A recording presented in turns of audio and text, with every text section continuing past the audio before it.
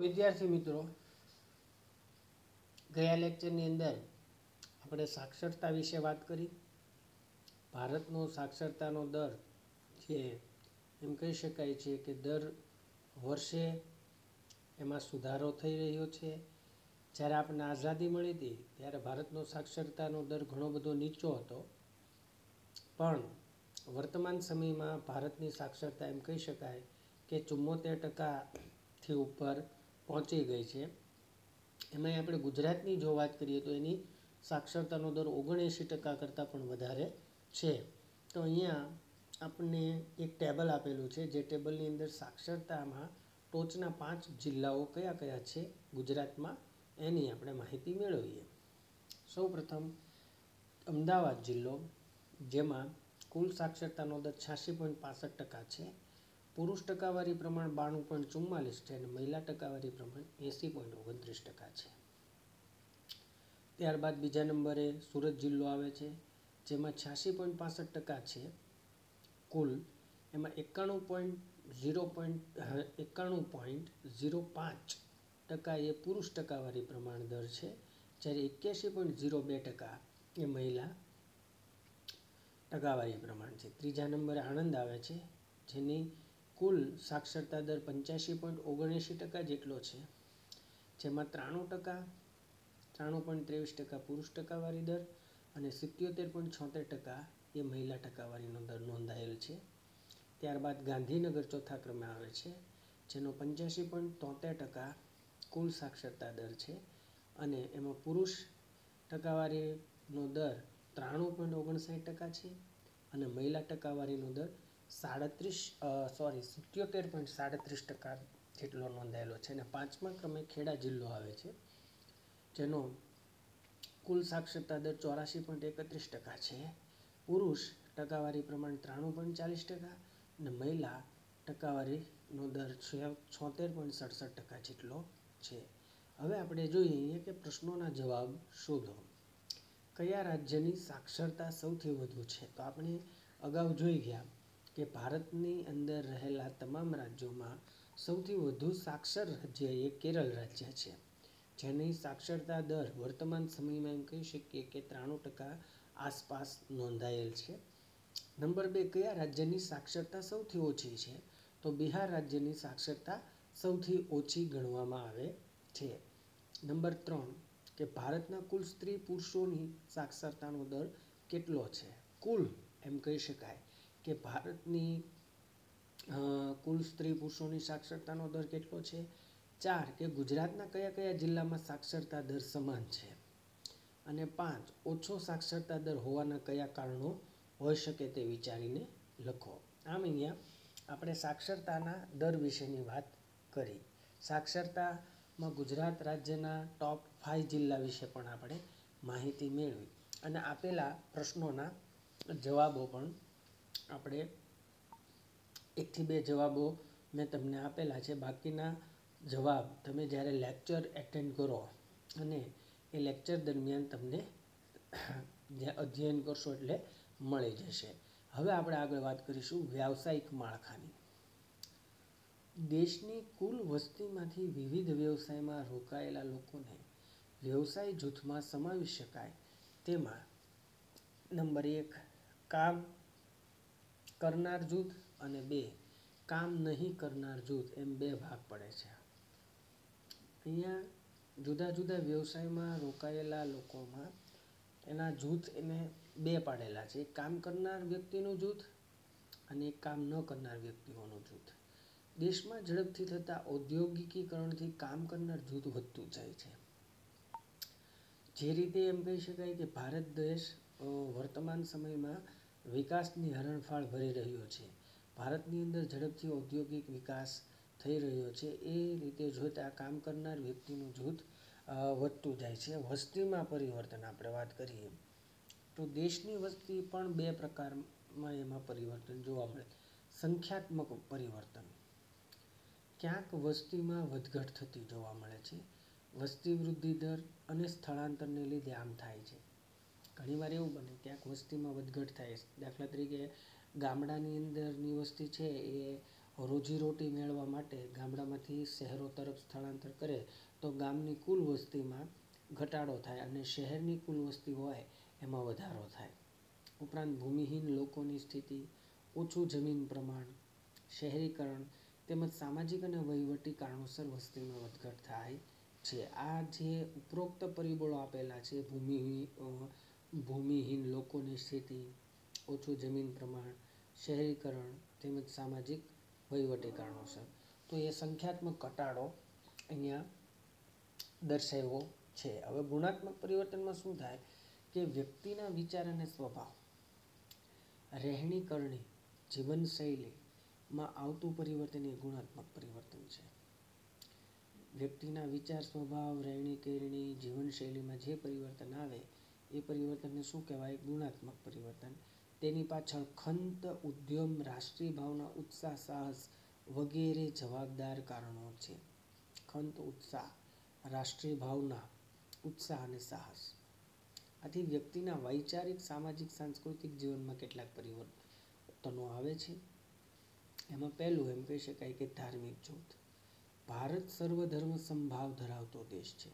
આપણે ભારતે કોઈ એક ધર્મને રાષ્ટ્ર ધર્મ તરીકે સ્વીકારેલો નથી. ભારતની અંદર જુદા જુદા ધર્મ પાળતી પ્રજા વસે છે. અહીંયા પણ કીધેલું છે કે તેમાં દરેક ધર્મની પ્રજા વસે છે, જેમાં હિન્દુ ધર્મની પ્રજા સૌથી વધારે છે. ત્યાર પછી ક્રમશઃ ઇસ્લામ, ખ્રિસ્તી, શીખ, બૌદ્ધ, જૈન અને ઝરથુસ્ત્રી ધર્મ પાળતા લોકો રહે છે. બરાબર. ત્યારબાદ આપણે વાત કરીએ ભાષા જૂથની. વાત કરી કે ભાઈ ભારતની અંદર જે ભાષા જૂથ છે, તો ભારત સરકારે બંધારણ માન્ય 22 ભાષાઓ આપેલી છે. ભારત ઘણો વિશાળ અને વિવિધતા ધરાવતો દેશ છે. તેમાં અનેક ભાષાઓ અને બોલી બોલાય છે. બંધારણ મુજબ હાલ કેટલી ભાષા માન્ય છે? તો કે 22. હિન્દી અને અંગ્રેજીને વહીવટી ભાષાનો દરજ્જો આપવામાં આવેલ છે. ભારતમાં ભાષાવાર રાજ્યોની રચના થયેલી છે. આપણે જોઈએ છીએ કે ગુજરાત રાજ્ય છે તો એમાં ગુજરાતી ભાષા બોલાય, મહારાષ્ટ્ર છે તો એમાં મરાઠી ભાષા બોલાય, પંજાબ છે તો એમાં પંજાબી ભાષા બોલાય. આમ ભાષાવાર રાજ્યોની રચના કરવામાં આવેલ છે. અહીંયા એક પ્રવૃત્તિ પણ આપણને આપેલી છે કે ભારતીય ચલણી નોટો પર છાપેલી માન્ય ભાષાઓ ગણી જુઓ. કેટલીક બાકીની માન્ય ભાષાઓ વિશે જાણો. કેટલીક બાકીની માન્ય ભાષાઓ વિશે જાણો. અહીંયા એ પ્રવૃત્તિ આપણે ભારતીય ચલણી નોટને ધ્યાનમાં રાખીને કરીશું. બીજી વાત અહીંયા આવી છે આરોગ્ય જૂથ. આપણે વસ્તીની વાત કરીએ તો વસ્તીમાં 2 પરિવર્તન આવે છે અને ઔદ્યોગિકરણના કારણે પણ વ્યક્તિઓના જૂથમાં 2 પરિવર્તન આવે છે. કામ કરનાર વ્યક્તિનું જૂથ, કામ ન કરનાર વ્યક્તિનું જૂથ. સંખ્યાત્મક પરિવર્તન અને ગુણાત્મક પરિવર્તન. હવે આપણે વાત કરીશું આરોગ્ય જૂથની. માનવીનું આરોગ્ય એટલે શારીરિક, માનસિક, આર્થિક, સામાજિક અને આધ્યાત્મિક તત્વો સાથેની સમૃદ્ધિને આરોગ્ય કહી શકાય. ઘણી બધી બાબત આરોગ્યમાં આવી જાય. શારીરિક હોય, માનસિક હોય, આર્થિક, સામાજિક અને આધ્યાત્મિક તત્વો સાથેની સમૃદ્ધિને આરોગ્ય કહી શકાય. ઉત્તમ કક્ષાનું આરોગ્ય રાષ્ટ્રના વિકાસની પ્રક્રિયાને ઝડપી બનાવે છે.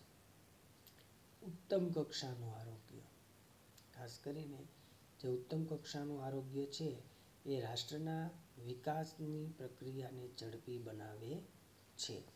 હવે વિચારો, સ્વાભાવિક બરાબર કે રાષ્ટ્રના વિકાસ માટે તંદુરસ્ત માનવ વસ્તીનું યોગદાન મહત્વનું છે કે કેમ તેનું ચિંતન કરો.